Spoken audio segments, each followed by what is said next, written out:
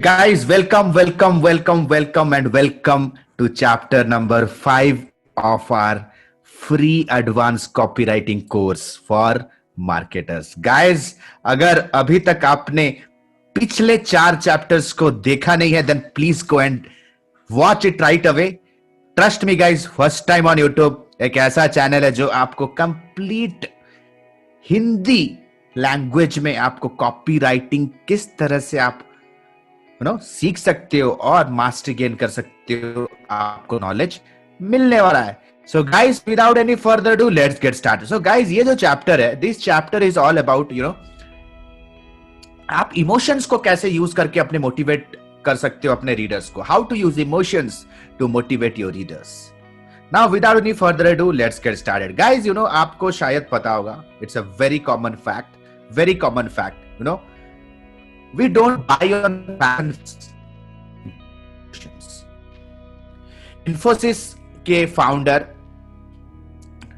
नारायण मूर्ति ने कहा था, no matter how great your product is, no matter how problem solving your services are, at the end point your client और your customers will only sign the check on emotions. So guys, emotions एक बहुत ही ज्यादा substantial and strong role play करता है आपके customers के and से कोई एक्शन करवाने के लिए.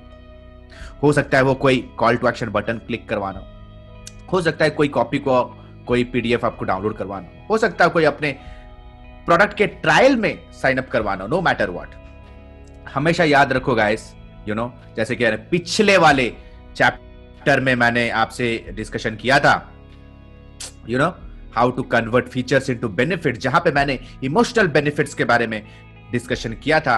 We need to understand, we don't buy products, we need them. We don't buy products because we need them, we buy products because we want them. Guys, need और want पे बहुत ज्यादा difference है. Need और want पे बहुत ज्यादा. Need is something that is related to survival, but want that is related to something called as luxury. Guys, Harvard के एक स्टडी से यह पता चला, हार्वर्ड यूनिवर्सिटी के एक स्टडी से यह पता चला है कि 90% of buying decisions are taken subconsciously. No matter what, it is not always the feature, it's not always the characteristics, it's not always the specifications that will motivate. कहीं ना कहीं हमारे सबकॉन्शियस माइंड में, जिसे कहा जाए छोटा दिमाग, which is called as the decision making part of the brain, वो कहीं ना कहीं is highly influenced by emotional triggers, जो कि आप subconsciously decision ले लेते हो, and your subconscious mind always rules your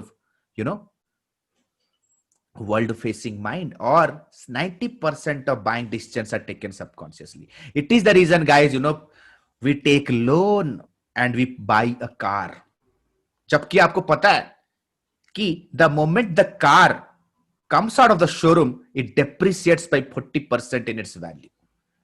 We buy an iPhone, we buy, costly, makeup items.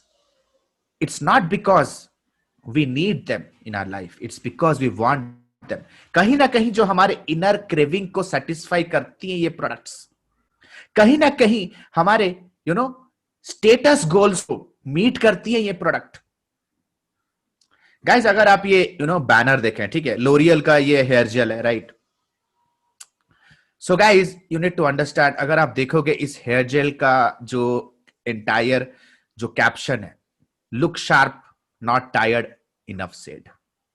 Guys, जब भी whenever a man uses a hair gel, उनके subconscious mind में emotionally what is that one wanting जिसके लिए वो crave कर रहे हैं, to look energetic and look fresh.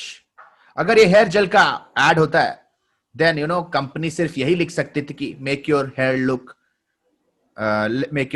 Look more shiny, और मेक योर हेयर शाइनी, और make your hair look more wait.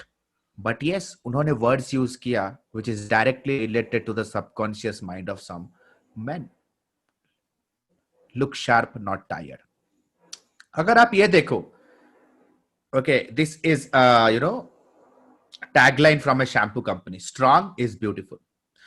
Why a woman will spend on a shampoo? कहीं ना कहीं उनके subconscious mind में it is fed that if she uses a wonderful shampoo, it will add just to their beauty, and somewhere somehow they can establish themselves stronger in the community.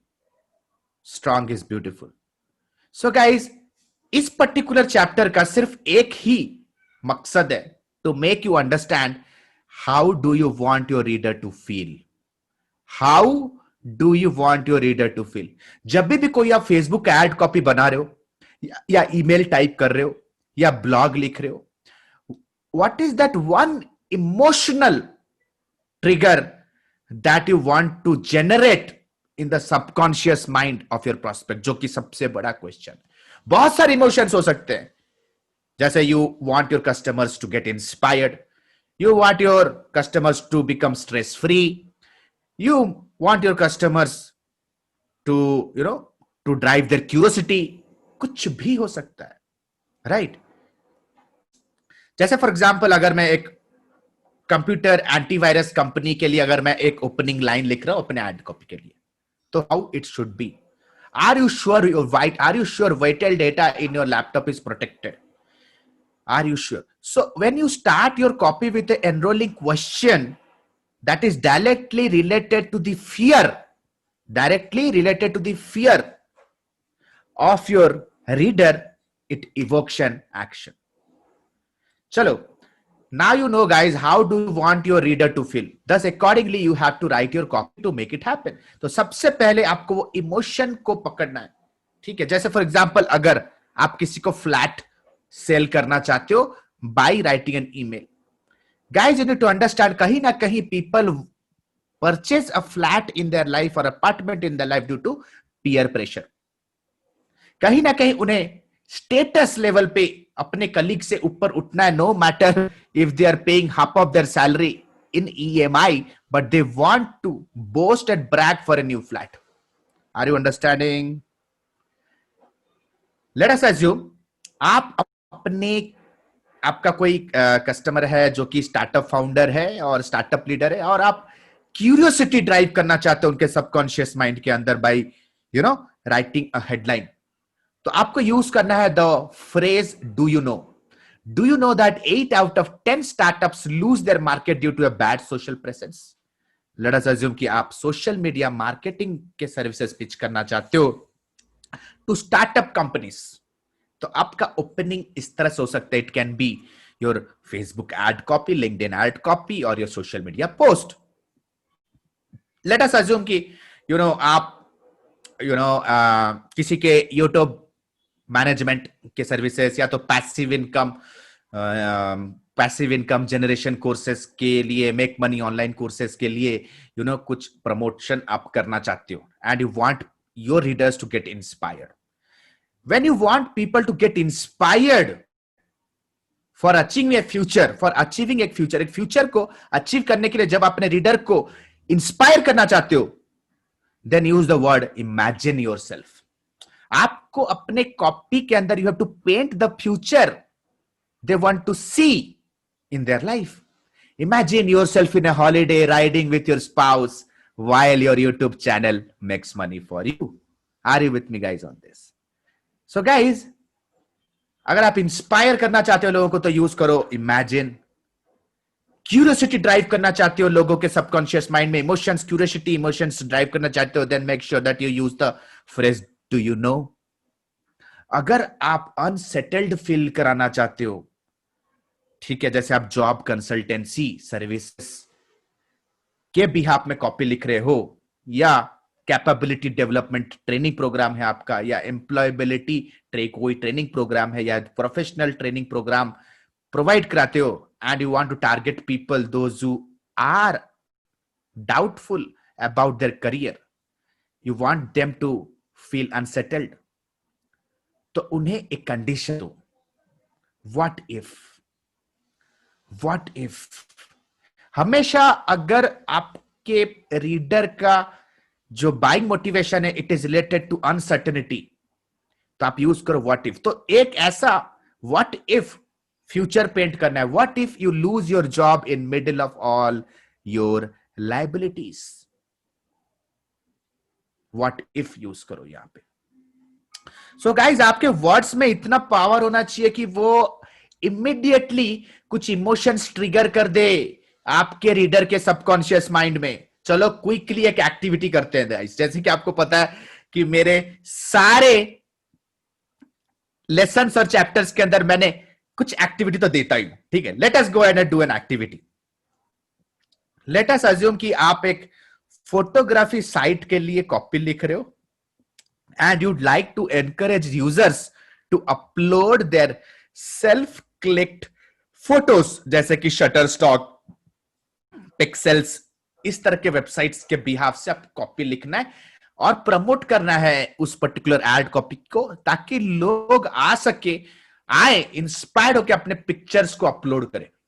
तो आपको समझना पड़ेगा कि लोग क्यों एक प्लेटफॉर्म के ऊपर अपने पिक्चर्स अपलोड करते हैं। It's a normal scenario. Why do you upload a picture on Instagram? Why? Because you want the rest of the world to see you, so that you can impress the rest of the world with your beautiful look, so that you can impress your rest of the world with your amazing photography skills. The only reason you want the world to know your skills. So the copy can be imagine. देखो guys, यहां पे कहा है imagine ना, आप एक picture paint कर रहे हो. How do they want their life to be? Imagine having your photos found and shared by like-minded people from across the world. और इस तरह का कॉपी अगर एक फोटोग्राफर को हिट कर रहा है उसके टाइमलाइन पे, definitely that fellow will take an action by clicking on it. Let us assume कि आप एक स्टार्टअप फाउंडर या तो एक स्मॉल बिजनेस ओनर को टारगेट कर रहे हो, ठीक है, टारगेट कर रहे हो, and that fellow main problem is accounting उससे होता नहीं है, ठीक है गाइस, ट्रस्ट मी, अकाउंटिंग सबसे बड़ा चैलेंज है, ठीक है, स्मॉल बिजनेस ओनर का.